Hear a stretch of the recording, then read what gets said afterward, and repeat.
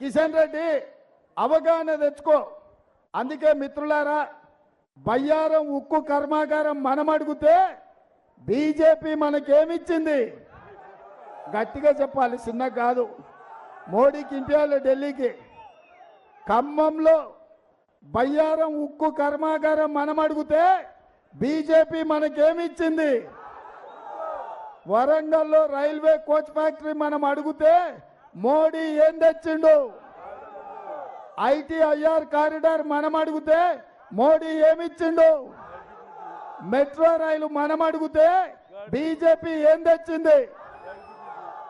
అందుకే మిత్రులారా, బీజేపీ ఏమిచ్చిందంటే మీరందరు గాడిద గుడ్డ అనాలి. మోడీ ఏం తెచ్చిందంటే గాడిద గుడ్డ అనాలి. అందరు రెడీనా? అందరు రెడీనా? రెడీనా? రెడీనా? బీజేపీ ఏమిచ్చింది? మోడీ ఏం తెచ్చిండు? బీజేపీ ఏమిచ్చింది? మోడీ ఏం తెచ్చిండు? మోడీ ఏం తెచ్చిండు? బీజేపీ ఏమిచ్చింది? మోడీ ఏం తెచ్చిండు? బీజేపీ ఏమిచ్చింది? మరి సోదరులారా, తెలంగాణ గాడిద గుడ్డిచ్చిన బీజేపీకి కర్రు కాల్చి వాత పెట్టాలనా లేదా? పెట్టాలనా? కర్రు కాల్చి వాత పెట్టాల్సిందే కదా. అందుకే మిత్రులారా, బీజేపీల కర్రు కాల్చి వాత పెట్టాలంటే దానం నాగేందర్ ను 1,00,000 ఓట్లతో గెలిపించాలి, మెజారిటీ. రెడీనా? నేను 1,00,000 అంటే మీరు పక్కా అనాలి. Okay okay. 1,00,000 1,00,000 1,00,000 1,00,000 1,00,000 1,00,000 1,00,000 1,00,000 1,00,000 1,00,000 1,00,000 1,00,000 1,00,000 1,00,000. జై కాంగ్రెస్, జై కాంగ్రెస్. ఎందుకు అంబర్పేట బ్రిడ్జిని ఈనాటి వరకు పూర్తి చేయించలే? 2021లో హైదరాబాద్ నగరంలో వరదలు వస్తే ఇటు ట్యాంక్ బండ్ నుంచి అటు మూసీ నది నుంచి నీళ్ళు వచ్చి పేదోళ్ళ బస్తీలలో మురికి నీళ్ళు వచ్చి ఇండ్లు తడిసిపోయి, టీవీలు గాలిపోయి, ఫ్రిడ్జ్లు పేలిపోయి, సైకిల్ మోటార్లు కొట్టుకపోయి, ఆటోలు నీళ్ళ మునిగితే అనా పైస కూడా ఈ పేదలకు ఇప్పించలే. ఇదే కాకుండా ఆనాడు వాళ్ళ పార్టీ అధ్యక్షుడు బండి సంజయ్ గారు వచ్చిండ్రు. ఈ నీట మునిగిన బస్తీలను చూసిండు. ఆయన మాట ఇచ్చిండు, బండి పోతే బండి ఇస్తా, గుండు పోతే గుండు ఇస్తా, లారీ పోతే లారీ ఇస్తా అన్నాడు. మరి గుండు అరగుండు ఆ తర్వాత మున్సిపల్ ఎన్నికలు గ్రేటర్ హైదరాబాద్లో అయిపోయినాక మళ్ళీ వెనుకకు మళ్ళీ కూడా చూడలే. మరి ఈ పరిస్థితిలో నరేంద్ర మోడీ గారు ప్రధానమంత్రిగా ఉన్నప్పుడే మనకేమి తీసుకురాలే? ఇవాళ కిషన్ రెడ్డి గారు మళ్ళోసారి ఎంపీ అయినా ఇంకేదాన్ని అయినా ఈ అంబర్పేట ప్రాంతానికి, ఈ హైదరాబాద్ నగరానికి, ఈ సికింద్రాబాద్ పార్లమెంట్కు ఉపయోగం లేదు. కానీ అదే మన అంజన్ కుమార్ యాదవ్ 2004 2009లో ఎంపీగా గెలిచినప్పుడు, మన దానం నాగేందర్ మంత్రిగా ఉన్నప్పుడు, డాక్టర్ వైఎస్ రాజశేఖర రెడ్డి గారు ముఖ్యమంత్రిగా ఉన్నప్పుడు ఈ నగరం విశ్వ నగరంగా అభివృద్ధి చెందింది. ఇవాళ ఔటర్ రింగ్ రోడ్ వచ్చింది ఆనాడే, అంతర్జాతీయ ఎయిర్పోర్ట్ వచ్చింది ఆనాడే, ఐటీ పరిశ్రమలు వచ్చింది ఆనాడే, ఫార్మా పరిశ్రమలు వచ్చింది ఆనాడే. హైదరాబాదు నగరానికి కృష్ణా నది జలాలు తాగడానికి, గోదావరి నది జలాలు తాగడానికి తీసుకొచ్చింది ఆనాడే. ఈ హైదరాబాదు నగరంలో ఈనాడు మెట్రో రైలు కూతలు పెడుతుందంటే ఎన్నికల సందర్భంగా మాజీ సీఎం కేసీఆర్ రోడ్ షో నిర్వహించారు. ఈ సందర్భంగా పలు అంశాలపై ఆయన ప్రసంగించారు. आपका वोट फजूल जाएंगे, कहीं अननेसेसरली यहाँ पे फिर एक बार वो बीजेपी वाला जीत जाएगा, उससे कोई अच्छा नहीं होगा, कोई फायदा नहीं होगा.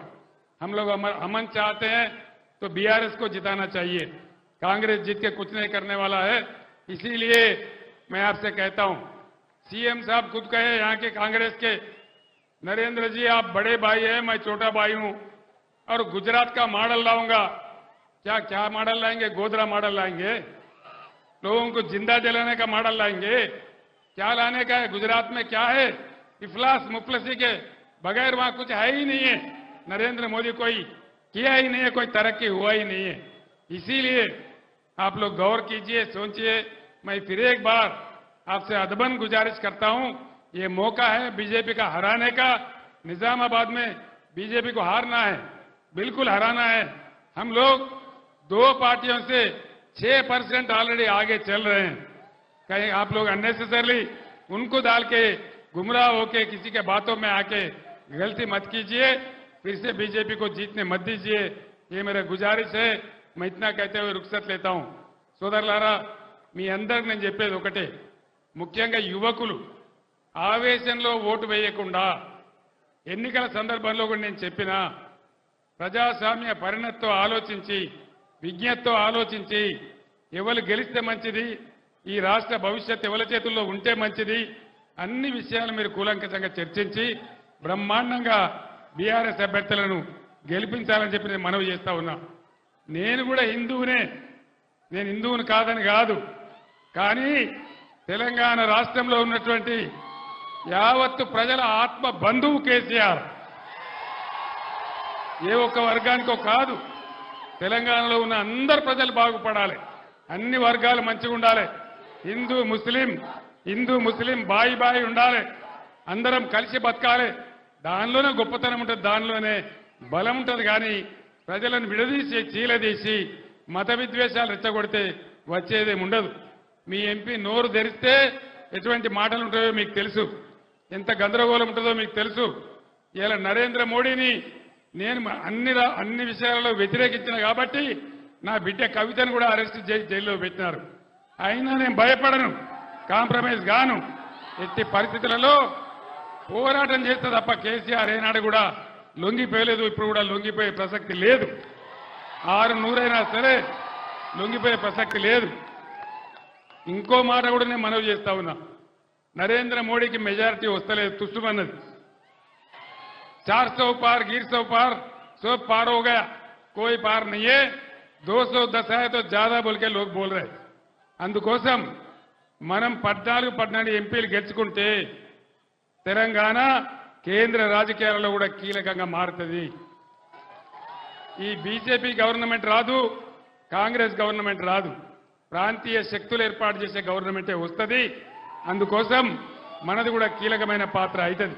కాబట్టి దయచేసి ఈ రాష్ట్రంలో బీజేపీ వాళ్ళందరినీ ఓడించింది బీఆర్ఎస్ పార్టీ, కాంగ్రెస్ పార్టీ కాదు. కాంగ్రెస్ బీజేపీ కుమ్మక్కైతాయి, రాత్రికి రాత్రి ఒకటైతాయి, ఆ మోసం కూడా చేస్తారు. కాబట్టి దయచేసి మీ అందరిని నేను కోరేది, రైతులకు ఎట్లయితే ఇలా గవర్నమెంట్ దిగొచ్చి రైతు బంద్ వేస్తున్నదో అదేవిధంగా అన్ని హామీలు అమలు కావాలంటే, కరెంటు చక్కగా రావాలంటే, విద్యార్థులకు న్యాయం జరగాలంటే, కృష్ణా గోదావరి నదుల నీళ్లు మనకే దక్కాలంటే బీఆర్ఎస్ అయితేనే పేగులు దిగేదాకా కొట్లాడుతుంది. కాబట్టి దయచేసి ఏమరపాటున ఉండకుండా బీఆర్ఎస్ అభ్యర్థి. మంత్రి గుడివాడ అమర్నాథ్ మీడియా సమావేశం నిర్వహించారు. ఈ సందర్భంగా టీడీపీ నేతలపై ఆయన విరుచుకుపడ్డారు. అప్పుడు ఎన్నికల ప్రచారానికి వచ్చినప్పుడు ఇదే మోదీ గారు చంద్రబాబు నాయుడుని పట్టుకొని పోలవరాన్ని ఏటీఎంలా వాడుకున్నాడు, అనేక రకాలుగా అవినీతి కార్యక్రమాలు చేశారు, అమరావతి ఒక పెద్ద స్కామ్ అని ఇన్ని రకాలుగా మాట్లాడినటువంటి నాయకత్వాలు ఈ రోజుకి వచ్చేసరికి చంద్రబాబు నాయుడు అభివృద్ధి చేస్తాడు, చంద్రబాబు నాయుడు గారిని లేదా కూటమిని గెలిపించండి అని చెప్పడం, మొన్నటి వరకు బాబు మాత్రమే యూటర్న్ అనుకున్నాం, ఈరోజు మోదీ గారు కూడా యూటర్న్ తీసుకోవడం అనేటువంటిది చాలా విచిత్రంగా ఉంది. యూటర్న్ బాబు పక్కన యూటర్న్ మోదీ గారు ఈరోజు చంద్రబాబు నాయుడు గారి విషయంలో కానీ వారి కూటమి విషయంలో కానీ కేవలం ఎన్నికల అవసరాల కోసం, రాజకీయ అవసరాల కోసం, కేవలం అధికారం కోసం ఈ రకంగా మాట్లాడడం అనేటువంటిది సమంజసం కాదు.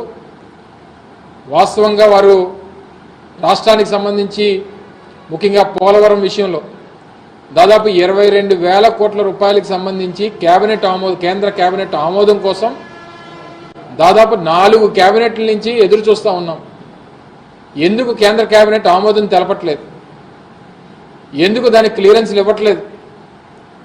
కేవలం ఎన్నికల అవసరాల కోసం చంద్రబాబు నాయుడు గారు చెప్పారని చెప్పి ఈరోజు అనేక సందర్భాల్లో జగన్మోహన్ రెడ్డి గారితో ఏదో చీకటి ఒప్పందం భారతీయ జనతా పార్టీకి ఉందని చెప్పి విమర్శలు చేసినటువంటి నాయకులు ఇప్పుడు చీకటి ఒప్పందాలు ఎవరితో ఉన్నాయో అనేటువంటిది బహిర్గతమైంది.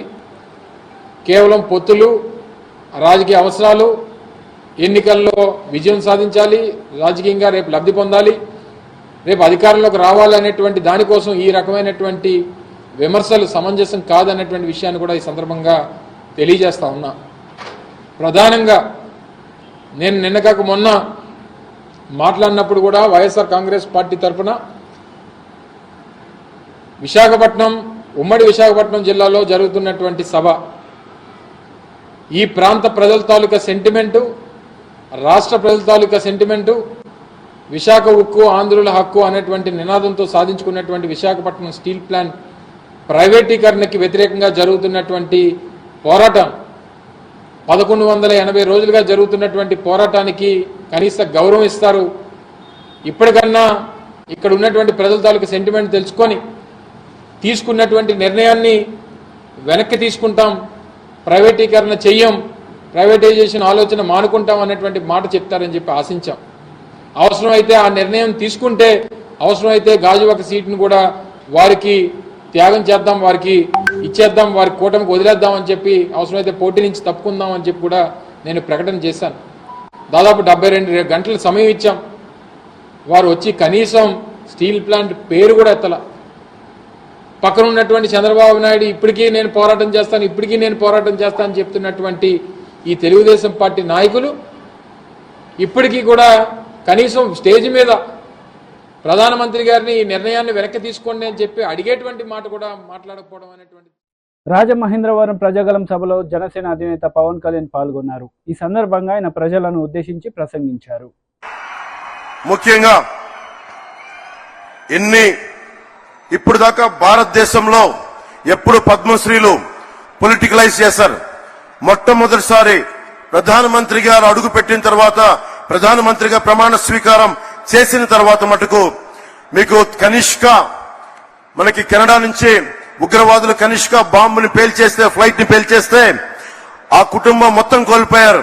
మన తూర్పుగోదావరి జిల్లాకు చెందిన శంకురాత్రి చంద్రశేఖర్ గారు, వారిని ఎవరు గుర్తించలేదు. ఒక్క ప్రధానమంత్రి మా గౌరవనీయులు మనకి నరేంద్ర మోదీ గారు గుర్తించారు. అలాగే ఏటి కొప్పాక బొమ్మలు సివి రాజు గారిని సహజ రంగులతోటి దానిని దాదాపు 500 ఏళ్లుగా ఏటి కొప్పాక బొమ్మల్ని, ఆ కళని ముందుకు తీసుకెళ్తుంది, దాన్ని గుర్తించింది ప్రధానమంత్రి గారు. అబ్బారెడ్డి నాగేశ్వరరావు గారు మనకి నార్త్ ఈస్ట్ లో దాదాపు 33 ఆర్కిడ్లని కనిపెడితే, గుర్తిస్తే దాన్ని పద్మశ్రీగా వారికి ఇచ్చారు. కోట సచ్చిదానంద శాస్త్రి 10 సంవత్సరాలుగా హరికథా కళాకారులు వారిని గుర్తించారు. దళువాయి చలపతిరావు మన అనంతపురం మనకి జిల్లా నుంచి తోలు బొమ్మలాటని గత కొన్ని 70 సంవత్సరాలుగా వారిని తీసుకెళ్తుంటే వారిని గుర్తించారు. సుంకర వెంకట ఆదినారాయణరావు గారు ఆర్థోపెడిక్ 10 లక్షల సర్జరీస్ చేశారు పోలియో వ్యాధిగ్రస్తులకి. వారందరినీ గుర్తించిన మహానుభావులు మనకి ప్రధానమంత్రి నరేంద్ర మోదీ గారు. అలాగే వేలు ఆనందాచారి మనకి స్థపతిని, వారిని గుర్తించారు. అలాగే మొగిలయ్య, కిన్నెర మొగలయ్య, ఎవరు గుర్తించరు. ఇలాంటి వ్యక్తుల్ని మనకి ఎక్కడ మూల ఉన్న కళాకారుల్ని ప్రతి ఒక్కరిని గుర్తించి ఈ రోజున భారతదేశానికి, ముఖ్యంగా దక్షిణ భారతానికి 135 పద్మశ్రీలు ఇచ్చిన బలమైన నాయకులు మన ప్రధానమంత్రి నరేంద్ర మోదీ గారు. వారికి మనస్ఫూర్తిగా నా కృతజ్ఞతలు తెలియజేసుకున్నాం. 100 స్టార్టప్స్ తోటి మనకి ప్రధానమంత్రి గారు రాకముందు ఉన్న భారతదేశం ఈ రోజున 1,17,000 స్టార్టప్స్ ఈ రోజున భారతదేశంలో మొదలైనవి.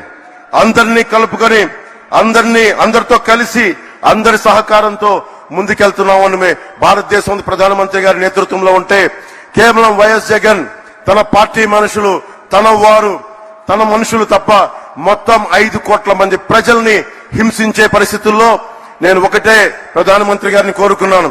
నేను చేతులెత్తి నమస్కరిస్తున్నాను. మీ ఆశీస్సులు కావాలి. మేము ఈ విష గడియల నుంచి మేము కూడా మీరు కన్న కలలో అమృత గడియల్లో మేము ప్రవేశించాలి, మీరు కలిసి తీసుకెళ్ళండి అని వేడుకున్నందుకు, వారి పెద్ద మనసుతో అంగీకరించినందుకు మనస్ఫూర్తిగా నేను హృదయపూర్వక కృతజ్ఞతలు తెలియజేసుకుంటూ, ప్రధానమంత్రి గారి గొప్పతనం గురించి తెలియచెప్పాల్సిన అవసరం లేదు. ప్రధానమంత్రి గారి కళ 400 పార్లమెంట్లు పైన కొట్టాలి. దాంట్లో భాగంగా మేమందరం ఎన్డీఏ కూటమిగా దక్షిణ భారతం ఆంధ్రప్రదేశ్ నుంచి ఒక పార్లమెంటు సభ్యులే కాదు, ప్రధానమంత్రి గారి కల కోసం భారతదేశాన్ని సూపర్ పవర్ గా తీర్చిదిద్దే క్రమంలో మా ప్రాణాలను కూడా మీ కలకి మేము అర్పిస్తాం. నా ప్రాణాలను కూడా మేము మీకు అర్పిస్తామని తెలియజేసుకుంటా ఉన్నాం. స్వామి వివేకానంద గారు ఒకటే కోరుకున్నారు, 100 మంది ఇవ్వండి అని చెప్పి ఈ భారతదేశాన్ని మారుస్తానని. ఆ కళలు చిన్నప్పటి నుంచి కళలు కనేవాడిని. ఒకళ్ళు వస్తారా. వార్తలు ముగించే ముందు ముఖ్యాంశాలు మరోసారి. రాజమహేంద్రవరం ప్రజాగలం సభలో పాల్గొన్న ప్రధాని నరేంద్ర మోడీ. ఈ సందర్భంగా ప్రజలను ఉద్దేశించి ప్రసంగం. CM Revanth Reddy road show. BJP BRS పార్టీలపై ఫైర్. ఈ వార్తలు ఇంతటితో సమాప్తం. తిరిగి ప్రసారమయ్యే వార్తల్లో మళ్ళీ కలుద్దాం. అంతవరకు సెలవు. నమస్తే.